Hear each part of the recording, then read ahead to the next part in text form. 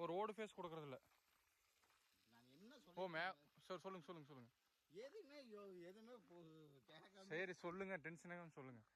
மேலோடு இருந்து நெருங்காடு இருந்தது இல்லை. ஆமாம். மேலோடு இந்த பக்கம் அதுக்கு இந்த பக்கம் தோப்பு அதில் இருந்து 5 ஏக்கரா இப்படி தெற்கு வடக்க அளந்து விட்டுறது. அதில் ஒரு போர் இருக்குது. அங்கே ஒரு சர்வீஸு